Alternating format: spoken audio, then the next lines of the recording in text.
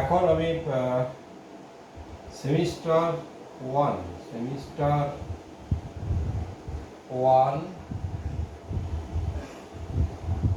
Course one unit one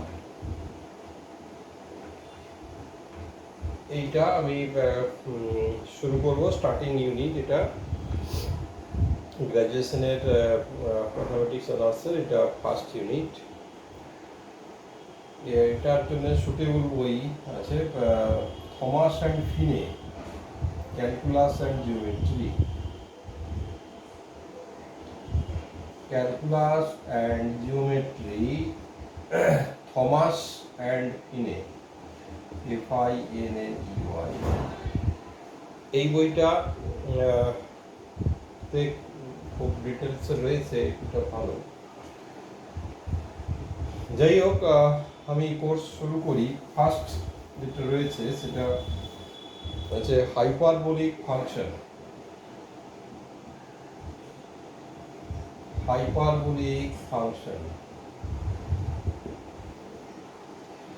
তো এই hyperbolic function hyperbola,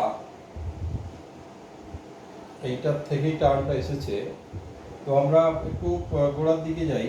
হাইপারবোলার equation x²/a², এটা হচ্ছে নর্মালিটি ফর্ম, যে হাইপারবোলার সমীকরণ। এখন আমি এই সমীকরণটার ছবিটা দেখি হাইপারবোলার কেমন হয়। এই ছবিটা আমরা জানি যে এই টাইপের ছবিটা হয়। মূল বিন্দুটা এখানে আছে, এটা এক্স অ্যাক্সিস, এটা ওয়াই অ্যাক্সিস।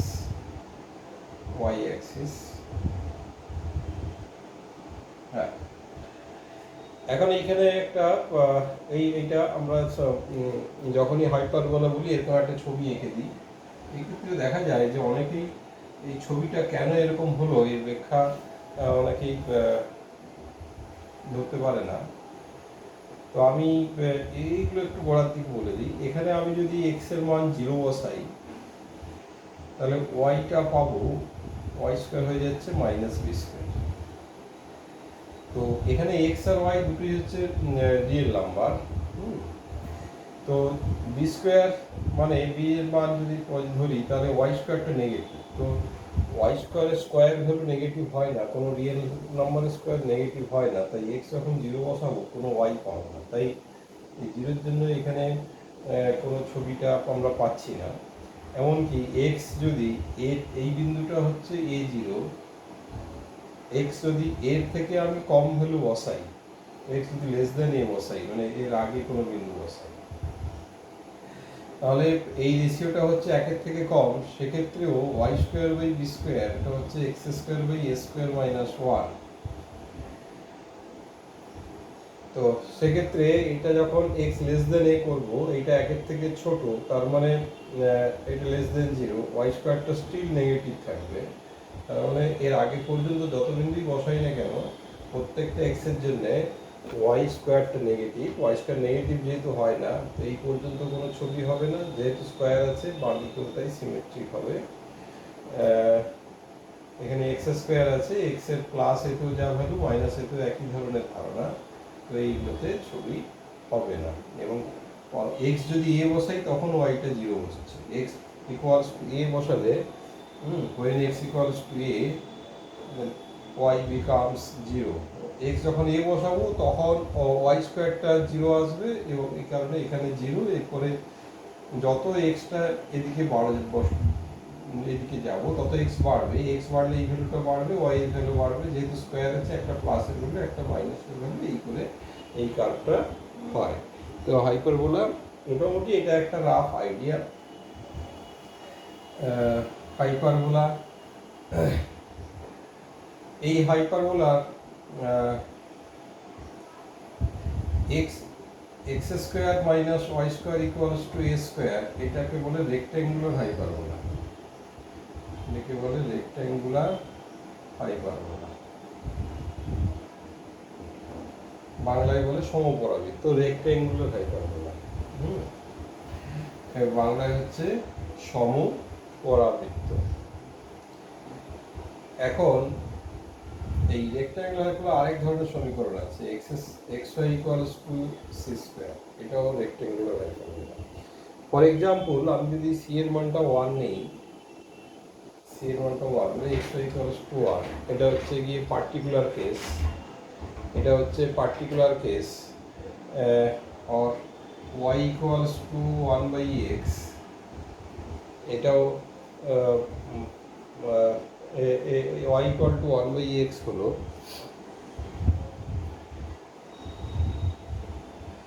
এই ছবিটা কেমন হবে? তো এই ছবিটা কীরকম হয় না, একটু যদি আমি দেখে নিই, x ইকুয়ালস টু 1 বসালে y হচ্ছে 1, আর x যখন বাড়বে y x2 হলে এটা হচ্ছে হাফ। আমরা ছবি আঁকার সময় এগুলো একটু খেয়াল করবো, এদিকে x1 যতটা এদিকেও যেন ততটাই হয়, এবং x যত টেন্স টু 0 হবে এটা অনেক, ওয়াইটা অনেক বড় হবে, এই ছবিটা এই ধরনের ছবি হবে। আর যত এক্সটা টেন্স টু ইনফিনিটি হবে ওয়াইটা টেন্স টু 0 হবে, এই টাইপের হবে। আর এক্স যখন মাইনাস বসাবো ওয়াইটাও মাইনাস, তো ছবিটা একই রকমভাবে নিচের দিকে হবে। এটাও রেক্ট্যাঙ্গুলার হাইপারবোলা। আমি যদি এখন এক্স অ্যাক্সিস আর ওয়াই অ্যাক্সিসকে 45 ডিগ্রি কোণে টার্ন করে দিই, ঘুরিয়ে দিই, নতুন যে কোঅর্ডিনেট অ্যাক্সিস পেলাম তার সাপেক্ষে এটা আবার সে আমাদের পুরনো ছবির মতো, যে আগের অ্যাক্সিসের মতো সেরকম দেখতে লাগছে। যাই হোক, এটা রেক্ট্যাঙ্গুলার হাইপারবোলা এই দুটো টাইপের সমীকরণ আমরা দেখতে পাই। এছাড়া যদি আমরা অ্যাক্সিস চেঞ্জ করি তাহলে ইকুয়েশনগুলো আরেকটু চেঞ্জ হবে শিফটিং করলে। তো এইটার বেসিসে যে হাইপারবোলিক ফাংশন, যেটা y equals to fx 1/x, এটা একটা হাইপারবোলিক ফাংশন আমরা বলতে পারি। মোস্ট জেনারেল ফর্ম সেটাকে আমরা এটার সঙ্গে যদি x ইকুয়ালস টু a, এটাকে b প্লাস p করে দিই, তাহলে এটা হচ্ছে হাইপারবোলিক ফাংশন। হাইপারবোলিক ফাংশন, এই ফাংশনটাকে বলি, এই ছবিটাও হাইপারবোলার মতো হবে। এটা x ইকুয়ালস টু a করেছি মানে যেটা আমাদের জিরোর জন্য এর মানটা মাইনাসে যদি বসাই, যেটা জিরোতে ছিল সেটা মাইনাস এতে চলে আসবে, অ্যাক্সিসটা ছবিটা এই টাইপের হবে, মাইনাস, এটা অরিজিন, এটা হচ্ছে মাইনাসে, আর এখানে বিট করবে না, প্লাস পি আছে, হ্যাঁ বিট করতে পারে যদি পিটা নেগেটিভ হয়, সে অনুযায়ী হতে পারে, প্লাস আছে, অ্যাডজাস্ট হতে পারে। যাই হোক, মোটামুটি একটা রাফ আইডিয়া। তো এই ধরনের জিনিস আছে, এই প্যাটার্নটা, এই টাইপটা ফাংশনটা জাস্ট জানানোর জন্য বলা, বাকিগুলো বই থেকে পড়ে নিতে হবে। এই টাইপটা হাইপারবোলিক ফাংশন বেসিক্যালি এটা জানতে হবে এই কারণে, এটা কিছু ফর্মুলার ডেরিভেটিভে কাজে লাগে, সেই কারণে আমরা কিছু এটা জানবো। এটার আরেক টাইপের হয় প্যারামেট্রিক ইকুয়েশন দিয়ে, যেমন সার্কুলার ফাংশন হয় সেরকম হাইপারবোলিক ফাংশন। সার্কুলার ফাংশন হচ্ছে এই কস থিটা সাইন থিটা, যেগুলো ত্রিগোনোমেট্রিক ফাংশন, এগুলোকে সার্কুলার ফাংশনও বলে। এগুলোকে trigonometric function or circular function, trigonometric function or circular function বলা হয়।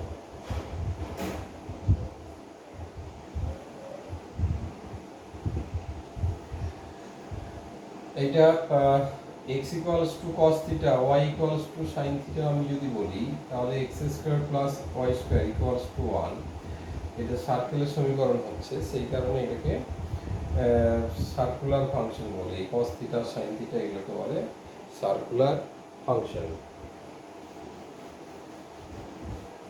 আর hyperbolic theta, cos hyperbolic theta, এটাকে ডিফাইন করা হয় এইভাবে, e to the power theta e to the power minus theta by 2 sine hyperbolic theta, e to the power theta e to the power minus theta by 2, এইটাকে বলা হয় এইগুলোকে বলা হয় হাইপারবোলিক ফাংশনস। যেমন সাইন কস ট্যান এগুলোকে বলা হয় ট্রিগোনোমেট্রিক অর সার্কুলার ফাংশন, তো এইগুলোকে বলা হয় হাইপারবোলিক ফাংশনস।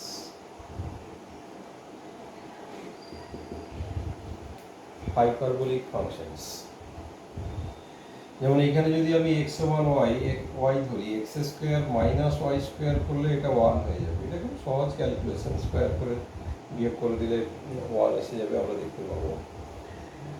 এটা যেহেতু হাইপারবোলাকে স্যাটিসফাই করছে, তো এই ধরনের ফাংশনগুলোকে হাইপারবোলিক ফাংশন আমরা বলব। এইবার এইগুলো রিলেটেড আমি কয়েকটা জিনিস বলে দিই। এই যে ফর্ম, এই ফর্ম থেকে কস হাইপারবোলিক থিটা, এটা পরিষ্কার। এটা থেকে আমরা এটা বলতে পারি কস হাইপারবোলিক থিটাটা অলওয়েজ গ্রেটার দেন 0। কেন অলওয়েজ গ্রেটার দেন 0? না, এক্সপোনেনশিয়াল থিটা বা e⁻θ এটা কখনোই নেগেটিভ হয় না, এটা সবসময় পজিটিভ হয়, 0ও হয় না। তাহলে এটা পজিটিভ, এটা পজিটিভ, তো এটা গ্রেটার দেন 0। এগুলো হচ্ছে ইমিডিয়েট অবজারভেশন। আমি আরেকটু এ করে ফর্মুলা করে বলি। e⁻θ, এটার আমরা একটা সিরিজের এক্সপানশন আছে। e⁻θ হচ্ছে 1 প্লাস বা e⁻x করে লিখি, e⁻x 1 plus x by factorial 1, x square by factorial 2, x cube by factorial 3 and so on. তো একই রকম ভাবে e⁻−x, এটা কত হবে? 1 minus x by factorial 1, x square by factorial 2 minus x cube by factorial 3 plus 2। তাহলে cos hyperbolic x, এটা কত হবে? এটা প্লাস এটা বাই 2, এই দুটো যোগ করলে অড টার্মগুলো কেটে যাবে আর দুটো করে ইভেন টার্ম আসবে। এরপর এটা তো প্লাস, এটা দুই দিয়ে ভাগ আছে যেহেতু, এটা হবে খালি ইভেন টার্মগুলো। এটা হচ্ছে cos হাইপারবোলিক x। তো এইখান থেকেও আরো একটা সুন্দর অবজারভেশন হয়। এটা বলেছিলাম যে গ্রেটার দেন 0, এখান থেকে বলতে পারবো এটা গ্রেটার ইকুয়ালস টু 1, কেন সবই পজিটিভ আছে, স্কোয়ার আছে। তাহলে x এর মান পজিটিভ ভ্যালু বসাই, নেগেটিভ ভ্যালু বসাই, এটা সবসময় একের থেকে বেশি হবে। একমাত্র x ইকুয়ালস টু 0 বসালে cos হাইপারবোলিক x হবে 1। এরপর sin হাইপারবোলিক x, এটা e⁻x মাইনাস এটা বাই 2, এটা তাহলে ইভেন টার্ম, অড টার্মগুলো আসবে, অড পাওয়ারগুলো আসবে by factorial 3 x⁵ by factorial 5 like this. Accordingly cos hyperbolic square x minus sin hyperbolic square x কত হবে? না 1। এটা হবে 1। যেমন আমরা ট্রিগোনোমেট্রিক ফাংশন ডিফাইন করি, এখানেও সেই একই জিনিস আছে। tan হাইপারবোলিক x, এটা হচ্ছে sin hyperbolic x by cos hyperbolic x। sin cos tan এর যা যা ফর্মুলা আমি আর নতুন করে যাচ্ছি না, আমি একই রকম এইগুলো হয়, তো এইগুলো আমি বললাম। এইবার এই রিলেটেড বেশ কিছু ফর্মুলা রয়েছে, যেমন এটা ডেরিভেটিভ কি হবে cos হাইপারবোলিক x। তো ভেরি সিম্পল, e⁻x এর ডেরিভেটিভ এটা, আর -x এর ডেরিভেটিভ -x/2, এটা হলো sin হাইপারবোলিক x। তো একই রকম ভাবে যদি sin হাইপারবোলিক x এর ডেরিভেটিভ করি, ভেরি সিম্পল, এটা হয়ে যাবে cos হাইপারবোলিক x। যেমন sin cos এর ডেরিভেটিভ করলে, cos x এর ডেরিভেটিভ করলে -sin x হয়, এখানে দুটোর ক্ষেত্রেই সাইন চেঞ্জ হয় না। cos হাইপারবোলিক x কে ডেরিভেটিভ করলে sin হাইপারবোলিক x হয়, sin হাইপারবোলিক x কে ডেরিভেটিভ করলে cos হাইপারবোলিক x হয়। তো আমরা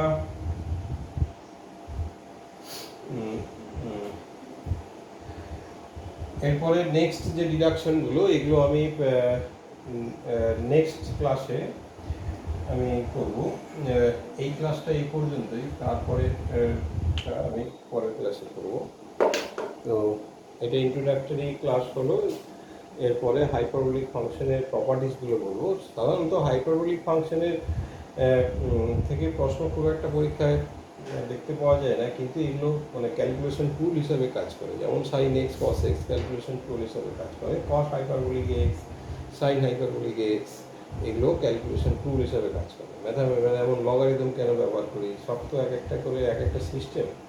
তো এটাও এক ধরনের, এটার সাহায্যে কী কী করা যায় সেসব আমরা এই ডেরিভেটিভ ইন্টিগ্রেশন ফর্মুলাগুলো এরপরে লিখে নেব। এর যেমন sine A plus B formula, cos hyperbolic A plus B formula কী হবে এগুলো আমরা দেখে নেব।